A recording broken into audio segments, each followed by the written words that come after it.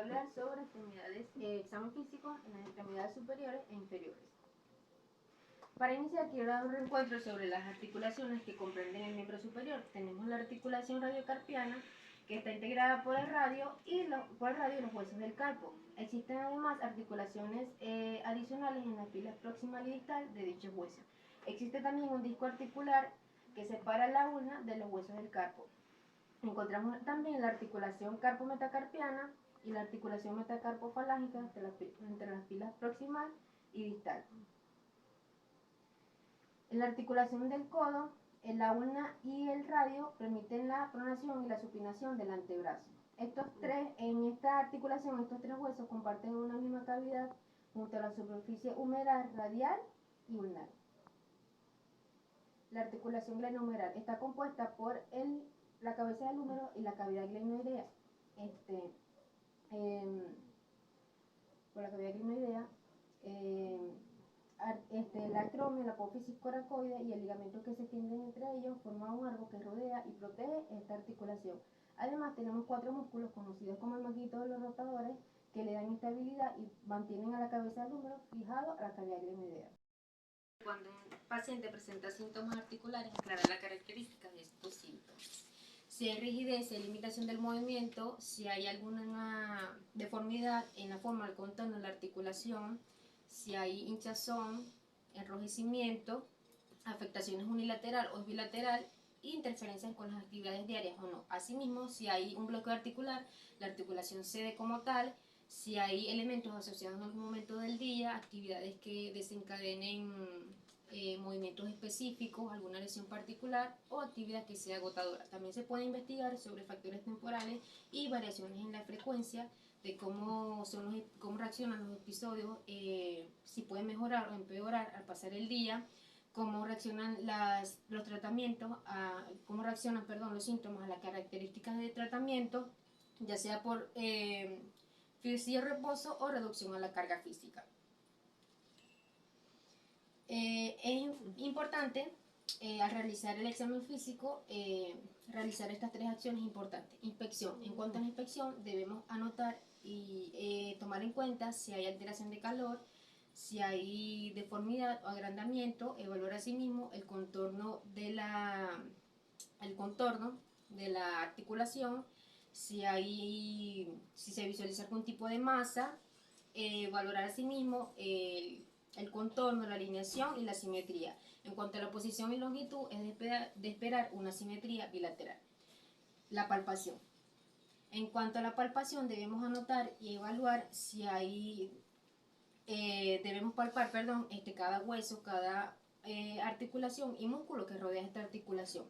Debemos anotar y evaluar si hay alteración de calor, si hay hinchazón y dolores al momento de la palpación. Si hay fluctuación de una articulación asociada, dolor y crepitación a la presión. En cuanto a la amplitud de movimiento, cada articulación tiene unas maniobras específicas. La amplitud de movimiento se debe realizar tanto activa como pasiva. Se debe anotar y evaluar si hay limitación del movimiento, si el movimiento es espástico, si hay una contractura, si hay una extendidad o contractura que sugiera algún problema articular. No se debe presenciar ni evidenciar ningún tipo de evidencias de crepitación y dolor al momento del movimiento, porque al presenciar este tipo nos puede hacer pensar sobre una patología propia de la articulación. Al realizar la amplitud de movimiento se debe aprovechar para evaluar la fuerza muscular, pidiéndole al paciente que flexione o extienda el músculo que usted indica mientras usted hace posición a su movimiento. También se debe valorar asimismo la fuerza del miembro al lado contrario y valorar si hay algún grado de debilidad. En base hay una escala de 1998 de Jacobson donde clasifican grados la fuerza muscular del 0 al 5, que es esta que está aquí. El 0 sin evidencia de movimiento, el 1 movimiento residual, segunda amplitud de movimiento completa pero no contra la gravedad. La tercera amplitud de movimiento completa contra la gravedad pero no contra la resistencia. Amplitud de movimiento completa contra la gravedad y contra cierta resistencia aunque es débil. Y la quinta amplitud de movimiento completa, resistencia completa. Debemos aprovechar al realizar la amplitud de movimiento, medir el grado de la articulación y compararla con los valores esperados. Una vez en el examen físico de las manos y las muñecas debemos hacer la inspección de la eminencia hipotenar, la eminencia tenar, los pliegues palmares y los pliegues falángicos. Luego proceder a palpar las articulaciones de la mano y las articulaciones interfalángicas con los dedos pulgares e índice, y luego proceder a las articulaciones metacarpofalángicas con ambos dedos pulgares. Vemos efectuada aquí una palpación del surco radiocarpiano con ambos pulgares sobre la superficie osal y los demás dedos sobre la cara palmar de la muñeca. Las superficies articulares deben ser lisas, no debe presenciar nódulos, ni dolor, ni hinchazón. Se evalúa la amplitud de movimiento pidiéndole al paciente que realice los siguientes movimientos: que flexione la mano por la articulación carpometacarpiana hacia arriba y hacia abajo, es esperar una flexión de 90 grados y una hiperextensión de 30 grados. Aquí en la figura B le pedimos al paciente que se toque cada una de las yemas de los dedos con el dedo pulgar, y por último la base si evaluamos la movilidad de la fuerza, la movilidad de la articulación. En la siguiente figura le pedimos al paciente que cierre la mano, que cierre el puño, perdón, y así evaluamos la fuerza muscular. Aquí le pedimos al paciente que extienda la mano, separe los dedos y los vuelva a juntar, y evaluamos la movilidad de la fuerza muscular. En la siguiente le pedimos vamos a evaluar la articulación de la muñeca. Le pedimos al paciente que la flexione por esta articulación, la muñeca, hacia arriba y hacia abajo, es de esperar una flexión de 90 grados y una extensión de 70 grados. Y por último, vamos a evaluar el rango de movimiento en sentido cubital y radial. Le pedimos al paciente que desplace la mano en estos dos sentidos, es de esperar en el radial 20 grados y cubital 55 grados. Debe hacer, seguimos con el codo, que se debe hacer la inspección tanto en flexión y extensión para evaluar si hay una hinchazón y deformidad. En busca de cualquier nódulo, que podría ser algún nódulo reumatoide o tofagostosos. Se debe luego observar cualquier desvío por parte del húmero y del radio. Un ángulo mayor a 15 grados es denominado como cúbito valgo, y un ángulo menor a 5 grados es denominado como cúbito valgo. Luego se debe proceder a flexionar el codo del paciente a 70 grados y palpar la superficie extensora del cúbito, esta vez hacer una palpación más profunda y minuciosa de los epicondelos lateral y medial del húmero, del olecrano y de los surcos mediales del olecrano, en busca de si hay hinchazón, deformidad y engrosamiento de la capa sinovial. Luego procedemos a la amplitud de movimiento y le pedimos al paciente que realice los siguientes movimientos. Con el codo flexionado a 0 grados, le pedimos al paciente que flexione, es de esperar una flexión de 160 grados, y extensiones, es de esperar una extensión de retorno de 0 grados o una extensión completa de 180 grados.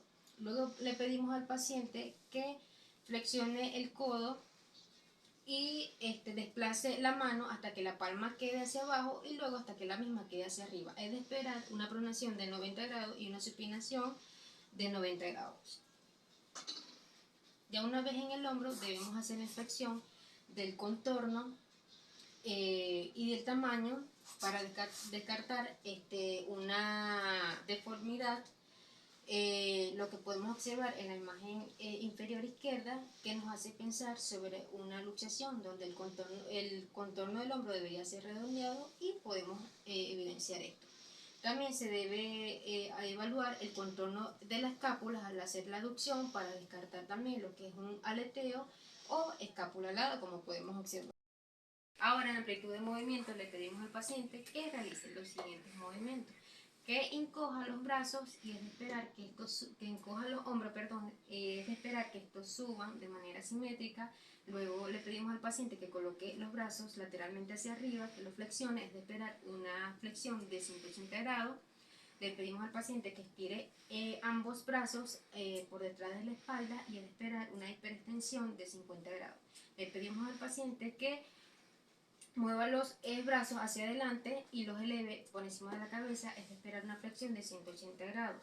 Le pedimos al paciente también que eleve ambos el brazo hacia ambos lados, es de esperar una abducción de 50 grados.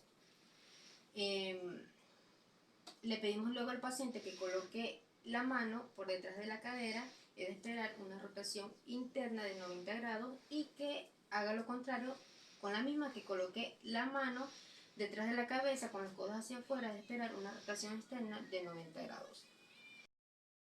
Luego procedemos con las extremidades inferiores. Aquí tenemos lo que es la articulación de la rodilla, que está compuesta por la articulación femorotibial y femoropatelar. ¿No? Femoropatelar.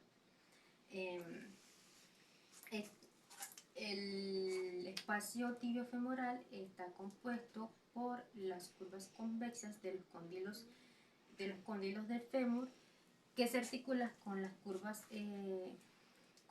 cóncavas de los platillos tibiales. La rótula se encuentra en la parte anterior entre el tendón del cuádriceps y el ligamento patelar. Dos grupos de ligamentos se encuentran en esta articulación.